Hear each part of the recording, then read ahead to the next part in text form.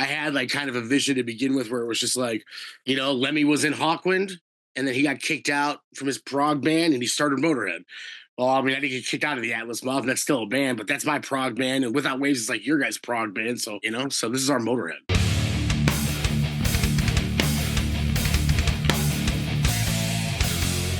Hey, what's up, everybody? It's Keefy at ghostcultmag.com. I am joined by my old buddy, Stavros. You know him best from the Atlas Moth, but he has a new band, or new to you, called Motherless, with a brand new album coming out. How you doing, buddy? I'm good, man. Good to see you. It's been a while. Yeah, it's been a while. Please introduce your pooch here to us. This is Modge Podge. He's a very good boy. He's a little weird, but he's a good boy. He wants to be involved in everything. So that's okay. Most dogs have that personality. Cats could care less about what the fuck you do as long as they get fed and their box is changed. And dogs want to be in it. Yeah, this dude wants to be my Robin at all times. To my Batman. I mean, you could be you are kind of a Dark Knight, the hero we need. The hero that needs to be. Yeah. Please make sure you mentioned offline your sister runs a rescue for pitties, so please send us a link where we can help support if anything. It's the Chicagoland Bully Breed Rescue, but I'll send the link for sure. Great name. That's a mouthful. Yeah, it's been around for 30 years, right? So it's probably a little bit before, everyone was really thinking of domain names and such. So that's also true. Probably get yourself a disservice in that regard. But what are you going to do? No. Well, it's okay. And also, honestly, at this point, with everything going on in the world and the media and social media, our brains got about this much capacity left. Yes, exactly. to remember shit. But how are you doing? First and foremost, how you been? I'm pretty well at the moment. It's been a rough journey to get to here. It's been 7 years since I've done anything in the music world. It's been a while. The pandemic kind of kicked my ass, like it did everybody. I feel bad even saying anything because I know so many people had it worse than me, but no one had a good time. But here we are. Thou shall prevail. So it's still breathing, still living. Can still walk, can still see, can still hear, no complaints. Best of all, can still think for yourself. And that is super important today because yes, it sure is. It all came true. Orwell. I have a pin on my battle vest. It's just George Orwell's face. And he says, I told you. Yeah, you're fucking right. I fucking told you. Every single day he's right. And people ask me about the two most asked about things on that vest are that pin and my Prince pin from the Prince Museum I went to in Amsterdam. You have a Prince pin just randomly on your vest of all these things. I'm like, yes, I love Prince. I don't care. Yeah, so yeah, man, Motherless, right? So you the pandemic did kick everyone's ass. I know introverts thrived. Everybody else, anyone who was making banana bread and working from home, but a lot of people suffered. But you made it through to the other side, and I know we haven't heard from the Atlas Moth in a minute, and we'll talk about that later because I know there's stuff going on. But Motherless came together, and it's kind of like two of the best bands from Chicago come together and make a band, basically. Right. Yeah. Basically, yeah. It was funny, man. So Atlas Moth was on hiatus. And we can talk about that a bit later, I guess. But me and Alex, the bass player, went to go see Iron Maiden. And, as one does, right? And it's probably 2022, late in 2022. And we went to Iron Maiden. And afterwards, we were just like, man, you know what? We should just start another band. We're like, yeah. I'm like, you know what? Why don't we start another band? Why not? Fuck it, And I wound up going to pick up my girlfriend at the time from work. And Gary, the drummer of Without Waves, who's in Motherless, was at the bar that she worked at, and he literally was like, "Hey, what's up with your band?" And before I could even say anything, he was like, "Let's start a band." And I was like, "Odd that you mentioned that." So literally I was like, all right, well, I guess this is the universe telling me to get off my ass. So here we are. And I was like, yeah, we should probably get another guitar player because I don't want to write all these riffs. And he was like, yeah, we should get Anthony from Without Waves. I was like, all right, there's the band. So, it was kind of one of those things where I was very much I had kind of a vision to begin with where it was just Lemmy was in Hawkwind and then he got kicked out from his prog band and he started Motorhead. Well, I mean, I didn't get kicked out of the Atlas Moth, and that's still a band, but that's my prog band, and Without Waves is your guys' prog band, so let's start fucking Motorhead, So this is our Motorhead. That's kind of like the whole deal, right? And that kind of tracks now that I think about the record I've been listening to. That makes a lot of sense. We know Gary a little bit from some of his work, and Work, all 20 incredible. The 8,000 of his bands, and he's an incredible drummer. And so you guys come together, and is it the usual process you do? Because it's not only you are the instigator of the other project. So like, how did this band collaborate to write these songs? Did you all bring in parts? How did you do? Yeah, well, I mean, even with the Atlas Moth, it's always been a very collaborative process. You know what I mean? Like, I think that I always kind of have like a strong visual. I think it always kind of, people always think that I'm like some weird mastermind because I always have like the visual aspect of it because like I'm the art guy. But yeah, it was more or less just like as the real thing with like the difference is I think that both Without Waves and the Atlas Moth, I think I can speak for them because we've talked about this so much, is that both of those bands one of us will bring a riff or whatever, and then someone else will add on a riff, and then we'll write a song and we'll demo it, and then we'll rip it apart and rewrite it and keep kind of like revising, until it's perfect. For instance, like Coma Noir was like written and demoed and rewritten and redemoed and rewritten, and we really, really put work into that. And not to say that that's like a bad way of doing things. For anything, I mean, the results, proof's in the pudding. I think Coma Noir is an incredible record, but at the same time, I wanted to do something that was like more punk rock. I wanted to do something that was more like capturing a moment. I always think that every single album a band does should be like kind of just a snapshot of where everyone is in their lives, or like just what you're doing at the moment, and sometimes that can get lost as like a band goes on and kind of like progresses in their writing, so like this was like very much like let's be immediate, let's be right now, and like let's not overthink it, and like let's strip it down too. Like let's not try to be a crazy progressive metal band. Like let's try to have some fun and be a Motorhead. Like I wanted to have nothing but D beats. That was my whole thing, and it didn't quite work out that way. Well, like, I don't know that Gary can just only play D beats. I think that's like asking him to restrain himself. The same thing with Anthony, man. The guy's like an incredible fucking guitar player too. Like I was asking him, I'm like, no, Snipple, like he was like, yeah, like, and there were some things that stuck in on there. We were like, well, that's not simple. Right. But, how do I deal with this? I'm not one to ever like be like, no, like I've always been a big proprietor of try it. Let's try it out. Like I don't ever want to shoot any idea down creatively, because I don't want anyone to shoot my ideas down creatively. Like I always want to try something. So if someone feels strongly about it, right? So yeah, it's just like more like just kind of focusing on having fun and being immediate and kind of, balls to the wall, like I wanted it to be aggressive. I mean, I still am. I'm feeling aggressive. I'm feeling pissed off. I'm feeling angry. Like things suck. They really not good. Like I didn't worst timeline of all time. I don't know what happened. If this is the multiverse, send me to another one. Exactly. Now, and on that note, everyone fucking pinpoints the Cubs World Series win. Oh, I want to point out something about that. Being a huge Cubs fan, that if the Indians won, the Commanders, right? Oh, whatever they are, yeah. I don't pay attention to the American League, but if they had won, that means that two Cleveland sports teams would have broken a drought of championships because the Cavs won earlier. That would have way more fucked up. Just throwing that out there.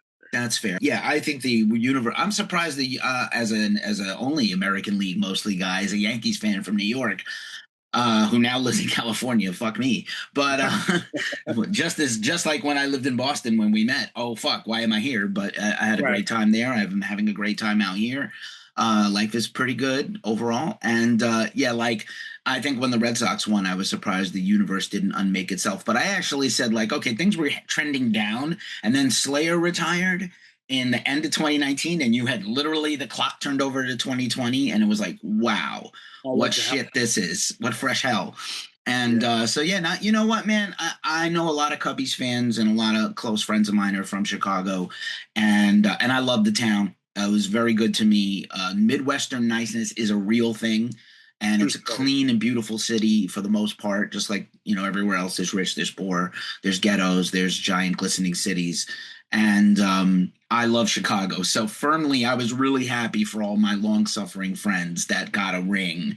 You had the Bulls, and that kind of like I think that pushed off the Cubs from winning for a while. Blackhawks, Bears, Yeah, the but Bears kind of blew it last time they were anywhere near it. So yeah, but I don't know. They got the building blocks now, but and I like that. oh, no, I for watched sure. that Hard Knocks on HBO. That was pretty good last year. They'll be there eventually, just like my team will be back eventually. But yeah, Cubbies, good for the world. But Do You Feel Safe is a very ominous album title. No, I don't. But just for Oh you, yeah, what does that mean to you and you guys? exactly that, man.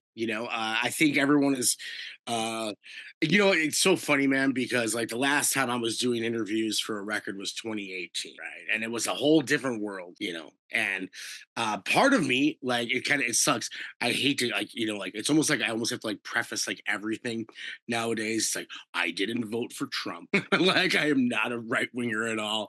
And I do think that some things, though, are like, man, I have to watch everything everyone says. It's not even that I'm that controversial of a person. I'm a pretty goddamn liberal dude, and I tend to not really want to offend anybody, but I also have to call bullshit on some things. Everyone talks about so many things being, like, everyone wants this, everything's inclusive and everything. We're building a safe space for you. You can feel safer. How fucking safe does anybody feel? I don't care. You can build up these four walls around me all you want and tell me that I'm safe here, but like, these four walls still exist in this fucked up place that like has that's become the world, man. Like, I don't fucking feel safe. I'm disabled. I have spina bifida, something I've never really talked about much, over the years, mostly because I just don't want any sympathy for it, because there's a lot of children out there that like really are affected by the disease, the illness, whatever you want to call it. And I'm relatively unscathed, like I basically deal with pain every day, but I've been dealing with that my entire life. It is what it is at this point. Like, some kids don't walk, so I never really think about it, but I am a disabled person. Like, there's so much that's fucked in this world right now. Like, I don't feel safe. I don't feel safe moving around. I don't know how it's going to be when I'm an older man, like looking for any sort of government assistance or anything like that. Cause I'm basically on that path, right? Like, I have a degenerative disease. Like, so yeah, no, I mean, like, do you actually feel safe, dude? Ask yourself that question. How fucking safe do you feel anywhere at any times? Cause I don't think anybody should. Right on. And thank you for sharing. I know you haven't talked about that until just recently. You actually were I didn't know that. And I appreciate you sharing that, because that takes a certain risk to share personal stuff. We live in a toxic society, especially on, people who are perpetually online and are not out in the world making art and doing shit and having conversations with people. They're in their little mom's basement or whatever, angrily typing with one finger each, probably. Fuck Yeah, you. yeah. Commenting on Metal Archives reviews and shit like, my friends over at Lamb Goat, no disrespect, but there's a reason why Ghost Cult has never had a comment section, because I know where it will go, and I don't want to deal with that shit myself. And I have my own. I've been on a health journey the last couple of years with mental mental illness, honestly, and physical problems. I'm sort of starting to come through it, but like, it's going to be a lifetime battle, because I didn't take care of this. You at least like knew enough, like, oh, I have an illness I have to manage, right? I did not. I was like, oh, live fast, die young, leave a bad looking corpse, not be here a long time. I'm here for a good time, not a long time. Right. Now that I want to be here, I'm like, oh, fuck me. Now I have to work on this shit because I didn't take care of this. I missed that 27 window. You know what I mean? Now that I had to actually look down the fucking barrel of being an elderly man, like, but I mean, then, so it's like, dude, like, there are plenty of people out there that like do need this stuff, dude, that do need, like, Medicaid and all that kind of things. I don't want to necessarily get super political, but like, God, do I feel like this is a fucked up place to be living, and like, well, like, I don't feel safe for anybody. I don't think anybody should feel safe. I think everyone should be fucking angry. Yeah, question everything. Yeah, but not to a point where like you also are irrational and can't debate properly with people. But it's like, don't engage. It's always a fucking problem. And know what facts are. Like, yes, well, you know. Not do your own research. I mean, You know what a fact is. we know each other. Ghost Cult's around like almost 13 years. Your band has been around. I know you in the music world. For about almost 20 years since I became acquainted with you. One of my first interviews for Ghost Cult was you in person. We've done a bunch of things over the phone and in person and Zoom once before, and I always feel like you are genuinely who you are in real life and also in these situations. Some people are like, well, the music guy me is this guy, and then the regular guy me is that guy. You're you all the time. I respect that. Yeah, and I don't think you know how to not be you, which is cool. I think that's actually a cool thing. But we're going through some shit as a society, and you're supposed to judge a society also without soapboxing too bad, as I often do. You judge the society how you treat its weakest people, not its strongest people. And I've been for a long time beating that shoe on the table for a long time, and it's getting worse, and that's not good. Going the wrong way. Yeah. And there's no place to, like I said, there's no place to feel safe, man. I think it's a little bit fucking ridiculous that anyone's like, this is a safe. Nothing is safe. There's no safety. Like, stop lying to yourself and like honestly look at like what's going on. Because like the quicker everyone learns that there's nothing safe in this world, then like the better off everybody is. Because then maybe there will be some action to it. Right on. Back to the album for a bit. First track is just an absolute ear ripper. Reptile Dysfunction. Great song title, great play on words, and just what a banger riff right off the bat. That was my coffee today before I grabbed my cup of coffee before talking to you. I listened to that riff, I listened to that first song a bunch of times in a row. I was like, oh, let's go. So what an ass kicker. Well, thank you. Yeah, we just filmed the video for that. I got to actually send out a shout out to my girlfriend. She was the one that came up with the song title for that. We joke around a lot about fictional song titles, and she came up with a couple on this record. She's pretty fucking funny. But yeah, that was actually the last song written for the record. I was like, wait, I don't know if any of these are an opener. Here's an opener. So yeah, it's one of my favorites. Some of my most favorite lyrics I've ever written as well. This record is full of some of my most favorite lyrics I've ever written.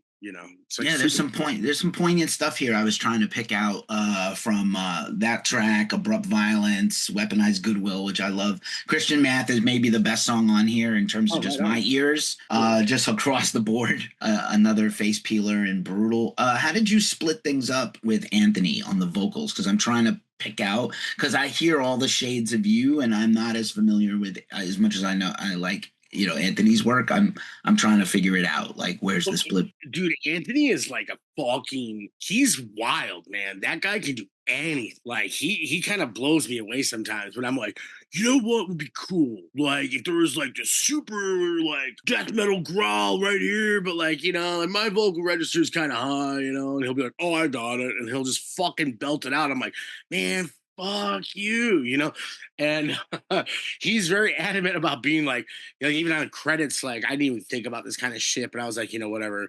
I like to put everything in alphabetical order just so like it like eliminates anybody being fucking put off. And actually, I think in every single one of my bands, I'm always last because S, So I put down Anthony. I think he went or maybe he's second behind Alex, but I put down Anthony and I put vocals, guitar. He goes, no, I'll put down guitar, vocals. Super modest dude, but super fucking talented vocally and guitar-wise. And he does vocals actually mostly on Christian Math. I do like, it's probably on that song, it's like 80-20. And then a majority of the vocals on the rest are pretty much all me, and he did a lot of backups and like select little parts. But yeah, I mean, there wasn't really much conscious thought to it, to be honest with you. He was like very much into, I think he does like, he takes such a forefront and Without Waves, he kind of was like really been into the idea of kind of not being the forefront in this band, which I was kind of like, I was kind of not necessarily hoping to be the forefront in another band, but here I am. It is what it is. It's kind of like a natural spot for me too at this point. This is not based on empirical evidence, but I think that there are personality types that probably, like, you have a leadership personality. You're charismatic. You're easy to get to know. I have had that pleasure. I hung out with you. You're super chill and very laid back most of the time, unless you're animated about something specific. But like, I think that certain band people, artists, have a sort of a path that's laid out, like, oh, I'm gonna be, just like every relationship, business, romantic, political, there's a push and a pull, and somebody's got to be the push person, and I think that's your leader by nature. By like not any choice of my own, my name in the Atlas Moth has been fearless leader for years now. Yes. I did not choose, and I did not. It's kind of funny, people talk about that shit like, oh well, you're the leader of the Atlas Moth. Like, first of all, like, I never sang in a band before the Atlas Moth, and we tried out singers, and I didn't want to be the singer. And half the reason I became the singer is because I was like, you know what? I don't think I want some asshole talking for me anymore. You know what I mean? Like, that was the only reason that I got shoved into the fucking role. And the only reason that I wound up doing the majority of the vocals was because Dave Cush didn't want to. So here I am. Noted. Yeah, I mean, it's natural. It is what it is. I don't mind doing it. This is what I do. You know what I mean? Like, I don't even know another way to do it. And let's give Alex a shout out too, because if you're going for that Motorhead sound as a personal, bass player, you got to have that gritty tone, and you got to have that very direct attack on the bass, the way Lemmy did, the way that also complements the other guys. So like Alex did a stellar job. This is like some of my favorite bass stuff this year that I've heard on a record.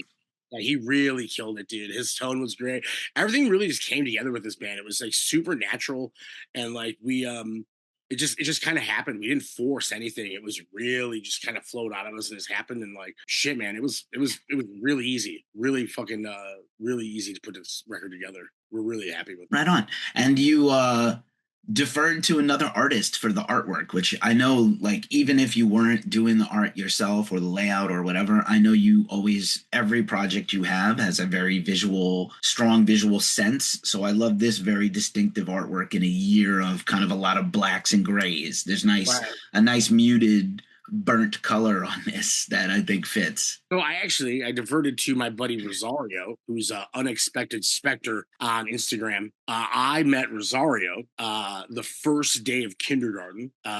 We were waxing intellectual over the '89 Batman film, and as you do, we've been best friends since. So like literally, I've known this guy for.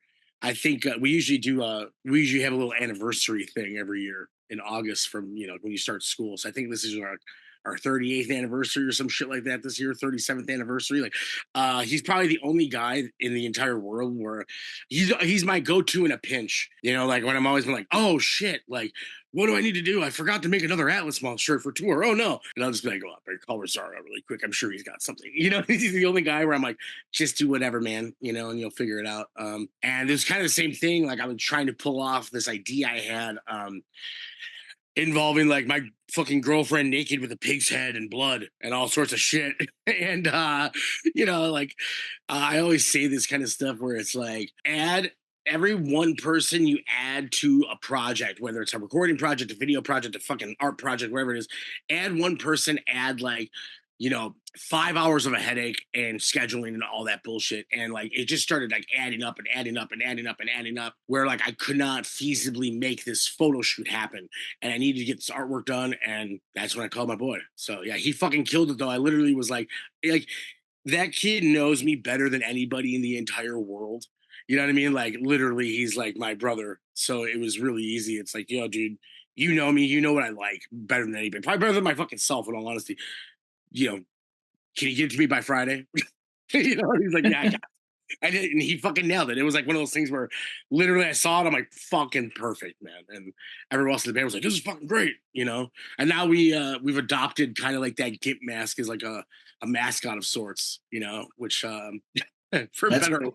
Yeah, for better or worse. Let's bring back the gimp masks. I live in San Francisco, so I see a lot of masks here of all sorts. It's also a very like aggressive image. You know what I mean? Like, it's very much like in your fucking face, and it says something. I don't know what. It says something different to a lot of people too, which I like. That is correct. That is correct. And it goes with the album, and it goes with the title. And again, very, very few times you get those things to line up properly.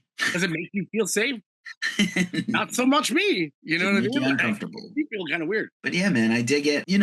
We've talked a lot in the past about just Chicago in general and the incestuous scene there. So I just feel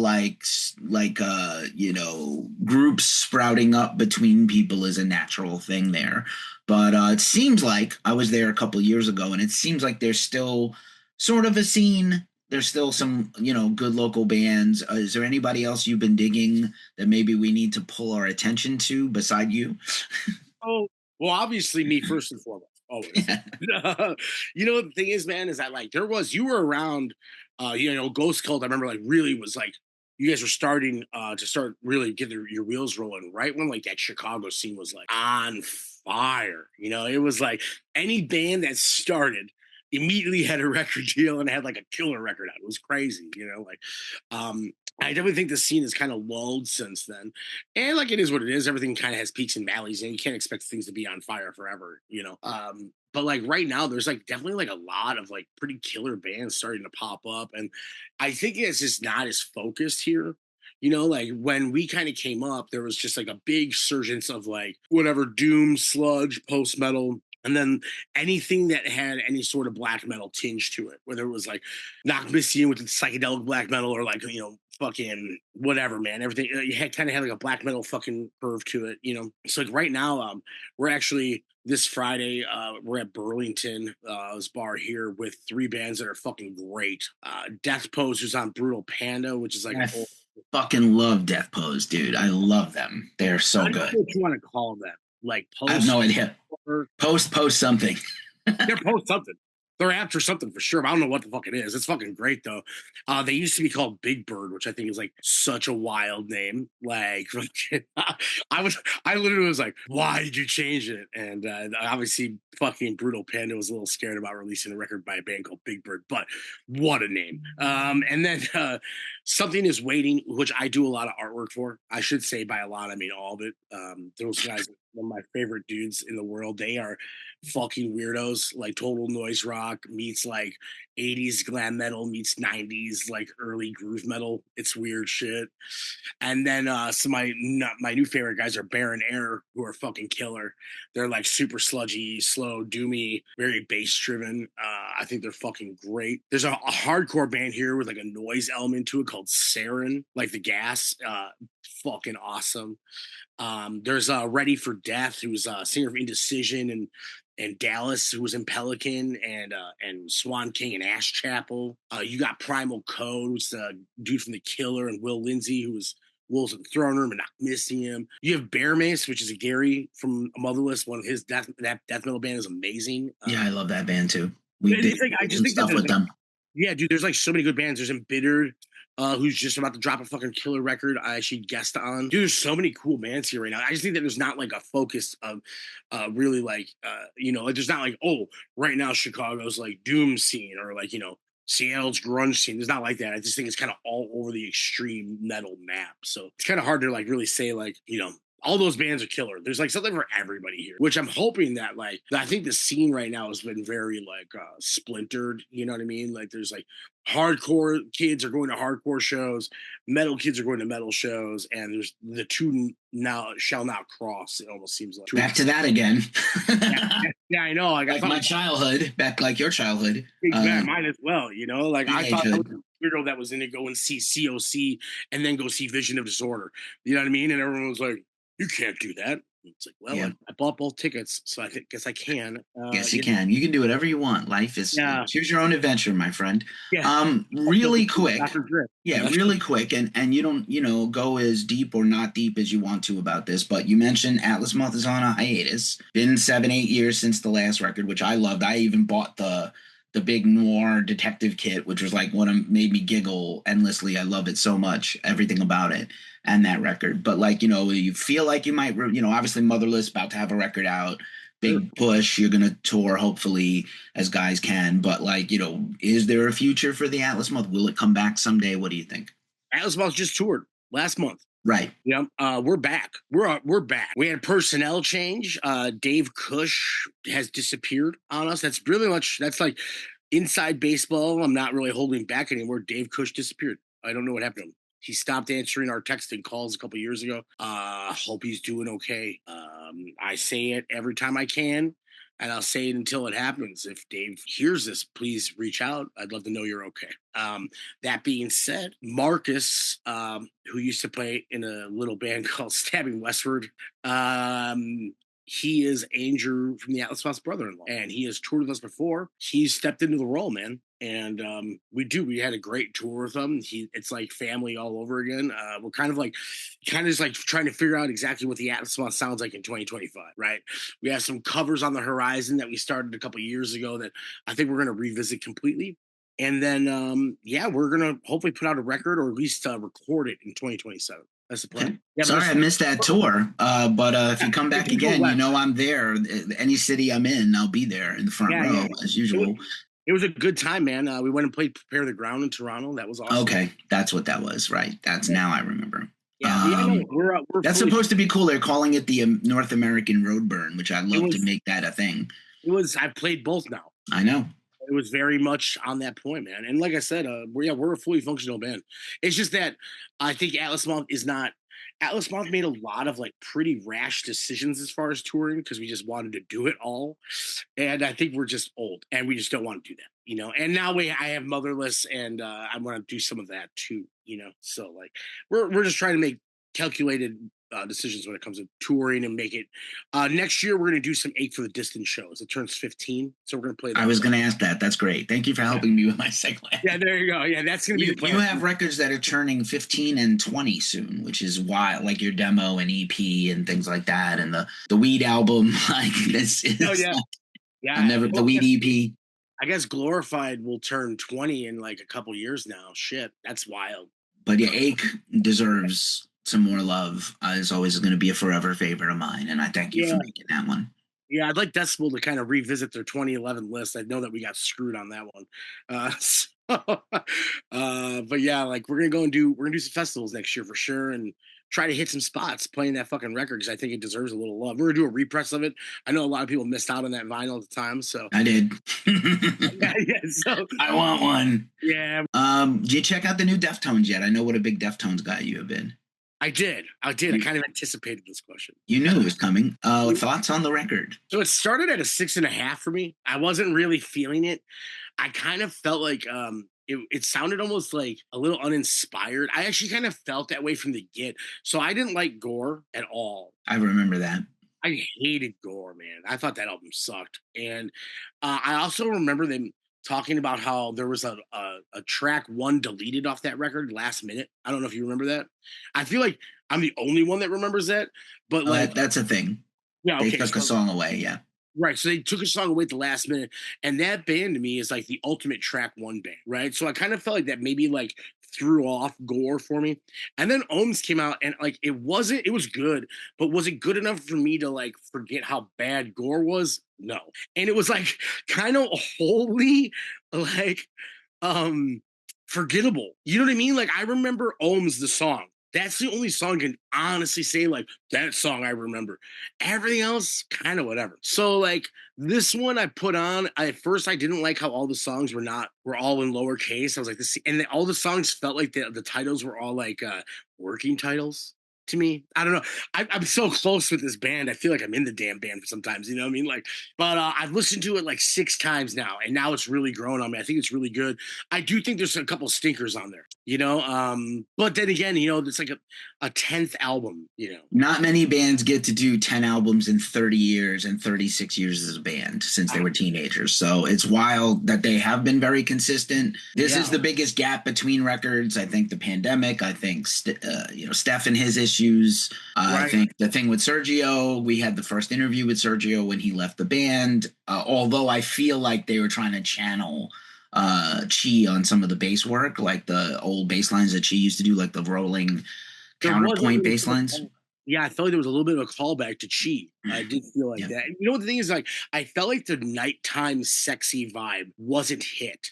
I felt like they almost replaced that almost with like a, hey, here's like the radio single version of that. Mm. You know what I mean? Like, I feel like Koino Yokon had like this weird, almost like shoegaze, post metal kind of undertone to it, and now they kind of like missed like the underground version of that and went for like the radio version of it. If that makes sense, which is like Yeah, totally. That's fair. I thought the record was both a grower and a shower at the same time. And I'll say why. I think like on the first listen, some of the stuff hit me immediately that I really dug. And I think Chino for the first time is trying to do some different new and also callback things in his vocal stuff. I think that last track is beautiful with his deep range that you never hear him do. And he rapped a little. Oh, yeah. Super cool, and I think there was some fun things about it. And then I thought some of the tracks got better with repeat listens. So I'm still like, I loved it, but like it's interesting. It's the most read review we've had all year, so people were obviously thirsty. And he's been talking about like, and again, we would all love this to be the case. He's like, how is my band bigger than ever after 30 years? We were little kids when we started this, me and Steph and Chi. So like, congrats to them. And I knew you would have thoughts, and you never hold back. So I always appreciate that. You can't really hate them. They're like my favorite band ever. Yeah. Like I saw them with 25 people on Adrenaline. You know what I mean? I've seen them like I think I lost count in the 40s amount of times. Like I've seen them over 40 times. I'm never gonna need to see him again. I don't want to see him at a basketball stadium. Dude. I did, and I loved it, but that's me. I'm a freak, and my brain the whole time was like, oh, remember when they couldn't bring 100 people in New York, and now they're playing to 20,000 in San Francisco, almost a hometown show, and they did the arena in Sac the night before. So like they did 2 shows in a row in the Bay Area and drew almost 40,000 people by themselves. Let's go for it, guys. Like mad probs, get your bag. Like as a musician, I'm like, go for it. More power to you. But I have the best memories ever of you, and I'm good. You know what I mean? Yeah. I get that. I'll probably see him again eventually, but I have no interest in being around 20,000 people that only know like fucking whatever. Change. They only know the TikTok songs. Yeah, the TikTok song. Name 3 songs. I'll be that guy. Fuck you. You know what I mean? Like I like this band when no one liked them, so fuck all of you. Yeah, but I think Deftones, the real fans are diehards, and they love everything, and they love the record the band hates. Like they love it. They're like, go make another record with Bob Ezrin. Maybe it'll be better the next time. No, it won't. I'm dying to hear those demos. You know what I mean? I want to hear fucking Arrows. I want to hear Arrows so much, and they have played a couple things. I think we're never going to hear that. We're never going to get it until the band is done. Yeah, I think when the band's done, we'll probably get it. I remember hanging out with Abe in Sacramento, and I was asking him about it, and he held up his phone and goes, "I got the album right here," and I was like about to be like, "Take off down the street," like. I stole Abe's phone. Yeah, like what's his birthday? Like the password is knife. Knife party. I'm kidding. That's awesome, man. Thank you for sharing all that. I knew I could nerd out with you on either this or Floyd. So there's not much Pink Floyd to talk about except the guys hating each other and how good Pompeii was. Real quick, last question. I always have a wild card, but now I got to ask because you mentioned Batman earlier, and I see all the toys. What's your favorite toy you got on the wall behind you there? Oh, dude, this is like a very small part of the collection. I actually wound up like towards the end of last year, I wound up kind of like getting over living in the city proper, and my sister needed knee surgery, so I wound up moving in with my sister to help her out. So like I'm actually staying at her house currently, and my collection is very much dwindled down to things I've just kind of picked up in the last year. So like what I have behind me is pretty minimal right there, but that's the 1989 Joker from the movie Batman or whatever. Holds a pretty dear spot in my heart. Right above that is a Japanese Great Muta action, which is probably one of my favorites. There's the very first Stone Cold Steve Austin action figure and a couple of Roddy Piper action figures. I collect all Roddy Piper stuff. I'm a big fan of his. Terrifier, got Wolverine, It's kind of all over the place. I have like a lot of wrestling, which is kind of the one thing I collect the most of, but then there's like a lot of like, random vintage superhero stuff. I like the 80s stuff a lot, so. Let me not be remiss and forget to mention the Jake the Snake Roberts promo sample. I don't know if you had to clear that or not. Well, I didn't. Yeah, they do have a person. I know the person over at WWE that checks that stuff. She don't watch my channel, so don't worry about it. She supports Ghost Cult in other ways, not watching our YouTubes. And so, yeah. I've been trying to get sued over music forever. Yeah, it's true. It'd be helpful. It'd be helpful. No one does. Did you see? I'm sure you're not aware of, but Travis Scott like ripped off Pixel Grip's like absolutely brand new record from July. A week later, his record drops with a whole song that their song is the bed of his song. They didn't even try to mask it out. Like they didn't even try, and then they jumped in their comments and apologized. We'll our lawyer's going to get in touch to clear it. Yo, the record is out. You could have tagged us. You're Travis Scott.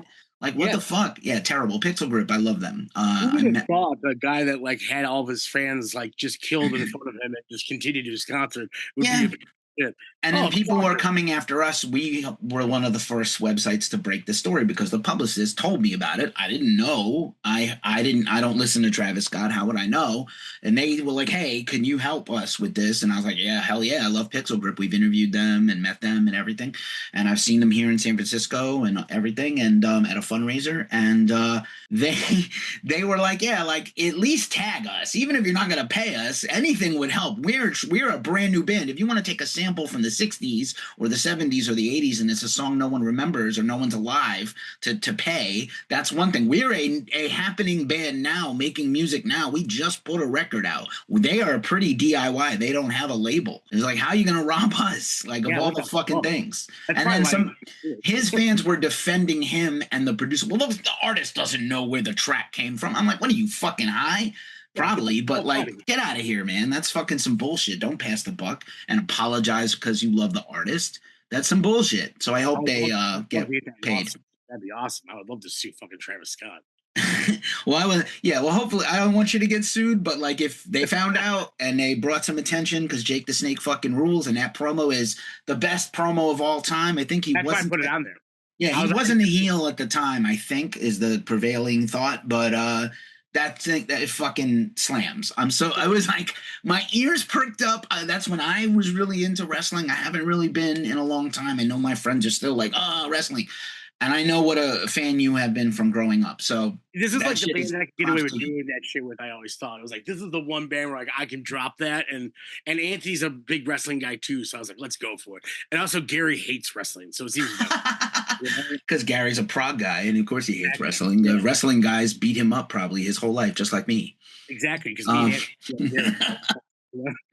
poor Gary. Also, we love we Gary. dropped there's also on Christian Math, there's a sample from Event Horizon. Oh, word? Yeah, in the break, it says this from Lawrence Fishburne. Yeah. I've been trying to use that sample for 20 years.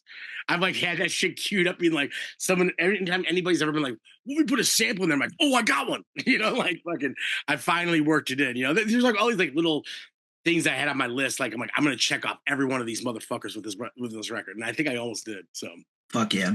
I am not supposed to by nature have favorites, but dude, you're one of my favorite people. Thank you so much for being generous always with your support and your time. I'm really proud of you. Please keep your head up. Thank you for making this record with your boys, Motherless. And we'll be looking forward to this drop and hopefully future tours and festivals and more from the Atlas Moth as you figure it out. Thanks so much, brother. We'll be out there, man. Thank you again for everything, dude. Appreciate it. Always.